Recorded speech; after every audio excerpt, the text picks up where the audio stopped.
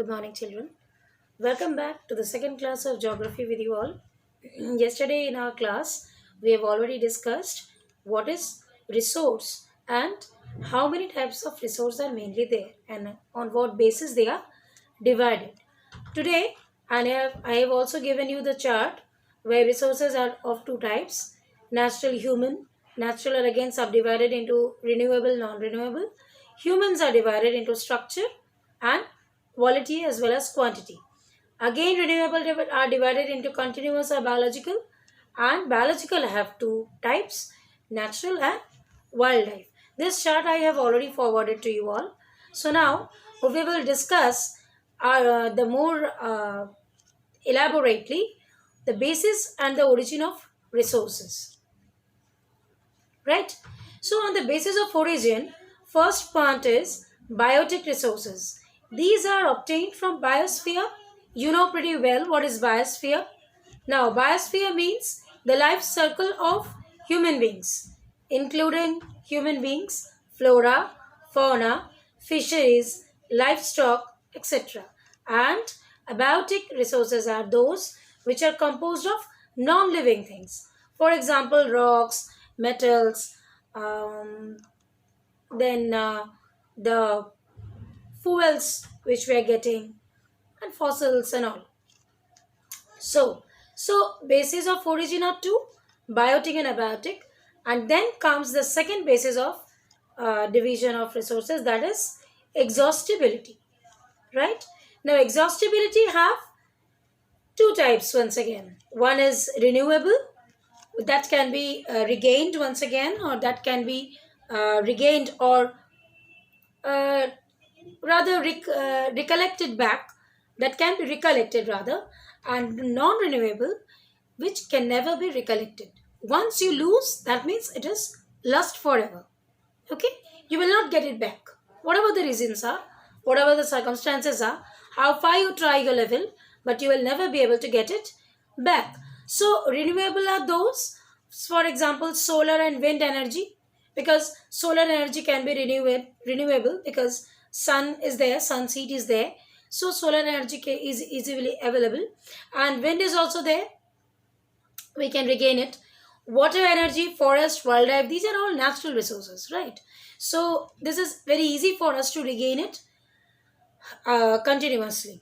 And non-renewable, you can take example as fossil fuels like petroleum, diesel, and then something which you're getting from the excavations and all, that can never be recollected, दोबारा से इनको पाना possible नहीं है। इसीलिए जो non renewable है उनके बारे में थोड़ा कॉन्शियस रहना ज़्यादा ज़रूरी है, because the thing which we you will never get back again, you need to be rather very much more conscious about it. सोच सोच के उनको खर्चा करो, keep it, conserve it, and then use it. It is better to do it for our benefit, for our securation of future. So, third point comes on the basis of ownership. Now, what is the meaning of ownership? Ownership means जो तुम्हारा खुद का है, your own. Own, from there comes owner.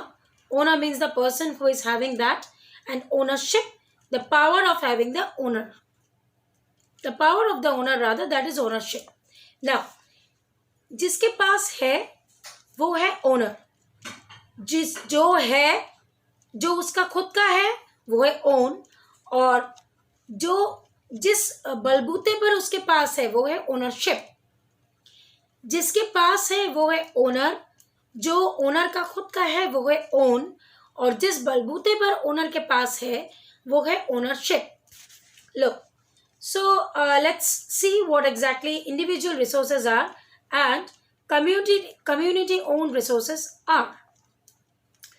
These are also owned private by individuals. Many farmers own land which is allotted to them by government against the payment of revenue. Now you all know what is revenue is. Tax collection, जो पैसा collected होता है, that is revenue. In villages, there are people that land ownership, but there are many who are landless. This is the nature of the village. We all know pretty well that village में या गांव में people very rarely have their own land, but they are in the situation to work under the land of others. That is, they are working under the landlords. Now, urban people own plots. Urban people means the people who are living in city area, houses, other properties. Plantation, pastoral lands, ponds, water wells, etc. are some of the examples of resources. Ownership by individual. Make a list of resources owned by your own household. This is a homework of yours. Now, as because you have understood what is individual resource, जिसके पास जितना है, that is his individual capacity or benefit or resource, whatever you say, you make a list of that. Individual resources of human beings in village and individual resources of human beings in city. Make a list of that. Then you will be able to understand what is the difference between the people residing in city and the people residing in village. Now, first point is over. Second, community owned resources. Now, what is community? Community, you know pretty well. In my last class I have told you. Community comes from communication. Communication means common people. Conversation of views, ideas, concept among the common people makes a people live together with a certain number of beings, and that is called community. From there, the resources which we are owning, that is community and resources. These are resources which are accessible to all the members of the community. Village commons like grazing ground, burial ground, village pond, etc.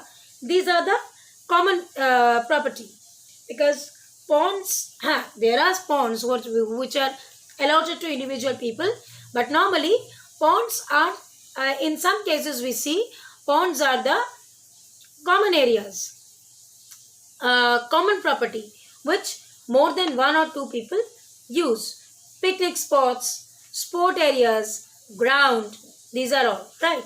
And third comes natural resources and international resources. So ownership, on the basis of ownership, we are getting 4 divisions: individual resources, community resources, national resources, and international resources. National, which we are getting from our nation, country, देश से जो मिल रहा है, that is national. For example, you see, development authorities get empowered, and all the minerals, water resources, forest, wildlife, ये सब हमको मिल रहा है हमारे देश से, from our nation, that is India. And international, that is we are getting outside India, देश के बाहर से जो मिल रहा है. For example, ocean resources beyond 200 km of exclusive economic zone belong to open ocean, and no individual country can utilize these without the concurrence of international institutions. Concurrence, CONCURRENCE, concurrence. Concurrence means permission. Concurrence means permission. किसी और के देश का कुछ use करोगे तो you have to take the permission of the owner of the particular country or the state or the individual, whatever, someone else's property. When you're using, you need permission. That is concurrence. I think the matter is clear to you now. Now, this is the third basis. Now, fourth basis comes on the basis of status of development. Now, status of development also I have already discussed that at the flow chart of development, when the matter is at this level, high level, when the matter is at the medium level, and when the matter is at the low level. 3 levels of developments are there. On that basis, the resources are divided. First, potential resources. Now, what are potential resources? Resources which are found in a specific region but have not been utilized. कुछ resource ऐसे होते हैं जो हमें मिलती तो हैं लेकिन हम उनको यूटिलाइज नहीं करते. We don't utilize them, we don't use them. Those are potential resources. For example, the western part of India, particularly Rajasthan and Gujarat, have enormous potential for the development of wind and solar energy. क्यों? क्योंकि वहाँ पर हवा भी तेज चलती है और सूरज भी बहुत देर तक उगता है, बहुत हाई हीट में रहता है. तो वहाँ पर सोलर एनर्जी और विंड एनर्जी को यूज़ करना बहुत इजी और कन्वीनियंट है. It is very easy for human beings to use sun and wind energy. So it is very convenient for Rajasthan and Gujarat because they are always a high temperature level, but people are not utilizing that. They are destroying, they are ruining.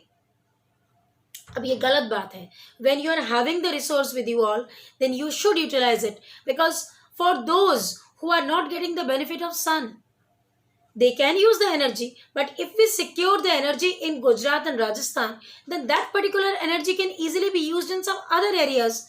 We can transfer the energy, but people residing over there are not understanding the value of solar and wind energy, as because they are residing within that.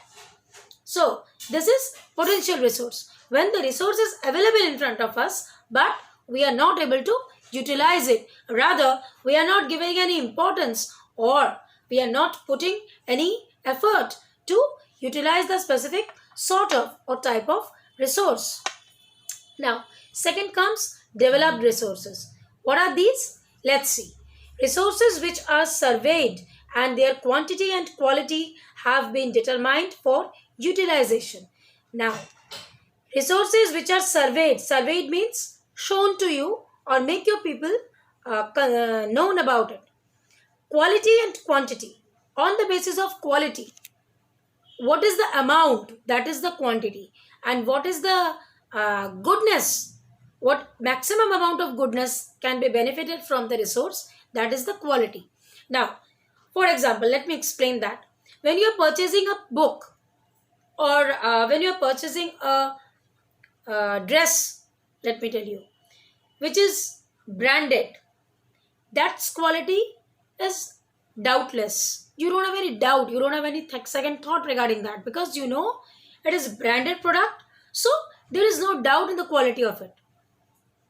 This is having a specific quality. When you are purchasing any sort of thing from footpath or of any small market or any small shop, there is a doubt of quality because it is not branded. There is no assurance of the product. So when anything is assured, that costs more. When anything is less assured, that costs less. There is a thing, or there is a scope of bargaining. You can raise up the price up and down. So similarly, when the resources are full of quality, they have high demand. When there is doubt of quality, they have less demand. On that amount, the resources are used in quantity. So quality and quantity are connected. Now, the development of resource depend on technology and level of their feasibility. Technologically, how much a resource is convenient or helpful for any person or human beings. That is a question. And feasibility, use, helping gesture, or how much you can use it, and it is becoming adapted with you very easily. That is the feasibility. You can also say flexibility, right? So developed resources are based on quality, quantity, technically improvement of that, and its flexibility or its convenient use. Clear? Third point comes stock. Materials in the environment which have the potential to satisfy human needs, but human beings do not have the appropriate technology to access these, included among. That means what? For example, water is a compound of two inflammable gases. Now, what is the meaning of this? Material in the environment which have potential to satisfy. Potential means capacity. That material which is present in the nature and it is satisfying our needs. It is satisfying our needs, but do not have the appropriate technology. But we cannot technologically, we are not improving it so that it can empower us or help us in some more amount or some much formulated version. That is called stock. For example, water is a compound of two inflammable gases, hydrogen and oxygen. We all know that the formula of water is H2O, 2 hydrogen, 1 oxygen. which can be used in rich source of energy, but we do not have the required technical know how to use them for this purpose. Hence, it is considered as stock. मतलब जब हम किसी चीज को, पाई हुई चीज को उतना ज्यादा यूटिलाइज टेक्निकली फॉर्मुलेटेड करके नहीं कर पाते, तब उसको स्टॉक के लेवल में रख दिया जाता है. Now, water we are using water. Water is used in a very enormous amount. It is used, but the thing what they are telling is, अगर technically इसको use किया जाए with some more technical or highly informated infrastructure or machines or any scientific reasons, it can be changed in some other version and people can get benefited. There are options for that, but it is not getting used in that amount. Clear? Next comes reserve. Reserves are the subset of stock which can be put into use with the help of existing technical, but their use has not been started. Now, stock means we are utilizing the resource, but not in an enormous amount or not in some more formulated version. Now, reserves are the stocks which are there, but they are not at all used. They are in reserve. Maybe people doesn't know about it. Maybe people doesn't have the technical informations to reuse it properly. Maybe people doesn't know to use it technically. There may be some other reasons for that. Anyways, but they are in reserve. So, distribution or types of resources I have discussed now. I think basis of the resources are clear to you. In my next class, we will see how these resources are getting developed, in what media and through what areas, or how, by whose, right? So just go through the lesson properly, go through the basis, go through the differences, go through the divisions, and any doubt I'll rediscuss this my first class and second class in my next class. Then I'll shift to the third part of the chapter. Stay healthy. Weather is very tumultuous outside, so don't try to go outside. Be happy, stay healthy, and please go through the studies. Okay? Bye-bye. Take care.